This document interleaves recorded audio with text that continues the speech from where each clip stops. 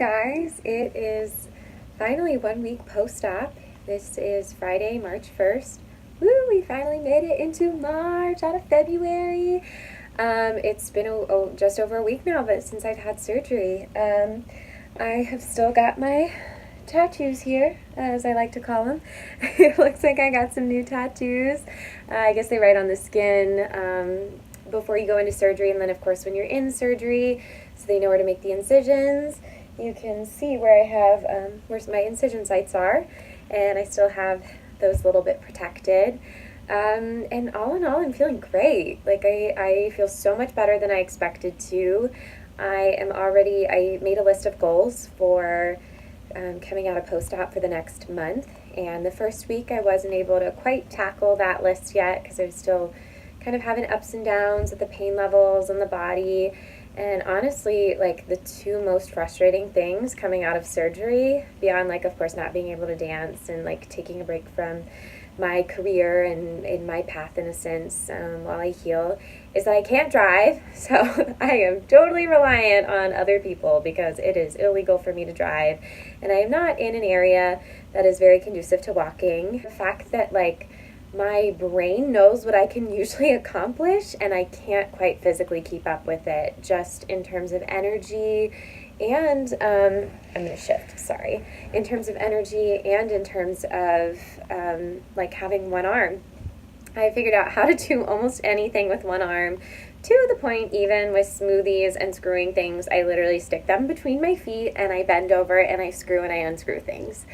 But I'm back in the gym. I'm trying to hit 10,000 steps a day. I finally put my watch back on so it wasn't yelling at me that I'm not exercising.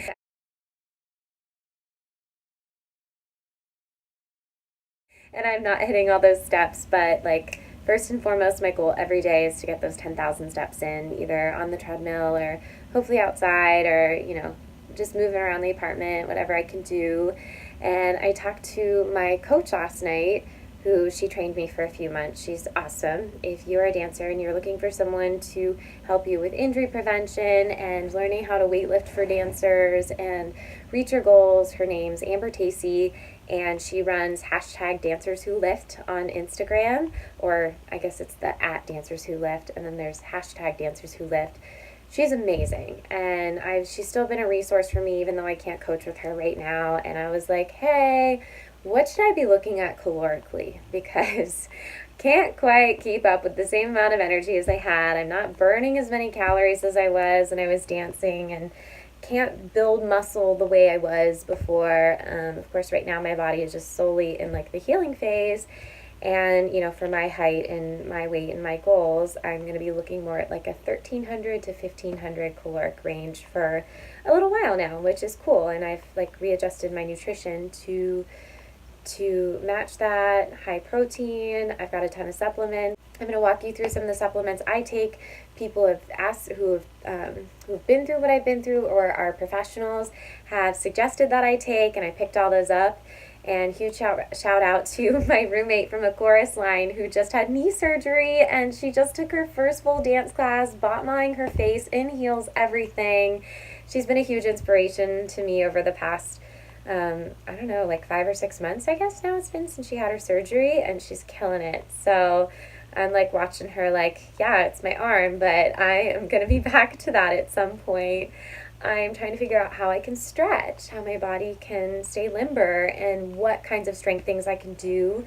I'm realizing I can use machines in the gym. I can do the leg press, I can do hamstring curls, I can do the abduction and adduction. There are some like neutral spine abdominal exercises I can do, so I'm definitely going to do videos of all those. I spent some time in the gym today doing some ballet, like at the ballet bar.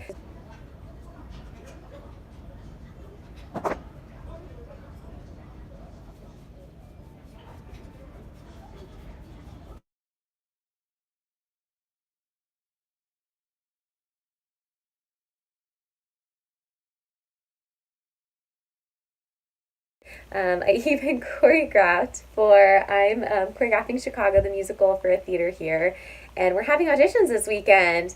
So glad they were this weekend and not last weekend, because that would have been interesting. But got in there, and even with one arm, lost my patience a lot, I have to be honest, like trying to explain what to do with your left arm, but then doing it with the right, and then the person mirrors with the right, and it's just all kinds of complicated. But we did it, and we're going to be doing those auditions tomorrow, so hopefully I'll get a couple little videos from that.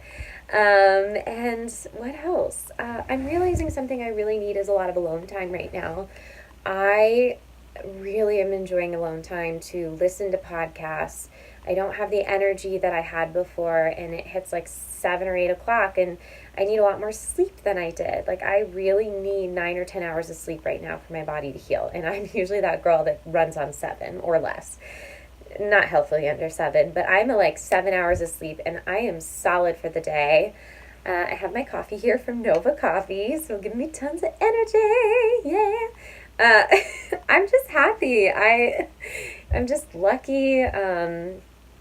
This time going through injuries has been a 180 from the last time I went through injuries.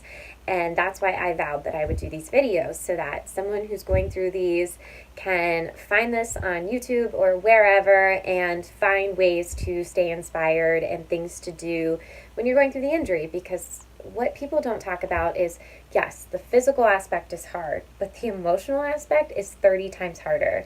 And the first time I went through all my injuries and I couldn't walk and I was on my butt, like couldn't do anything, I was so determined to keep going, and I just couldn't. And people kept suggesting, Makayla, you should go to therapy. And I'm like, I don't need therapy. I don't need therapy. I don't need therapy. And finally, 2 years later, I finally went to therapy. And here's the thing about therapy. A therapist helps you recognize patterns in your behavior and patterns in your thinking, and gives you tools to improve on them and to not go down those same things again. So that's why a therapist is awesome. And a therapist can especially help you cope through times when you can't use your body in the way that you're used to, and that's what your career thrives on. And I really wish my first time I would have saw a therapist, and I wish I would have been open to it, because I think I would have recovered a lot better and a lot faster. But you know what? Life happens the way it does.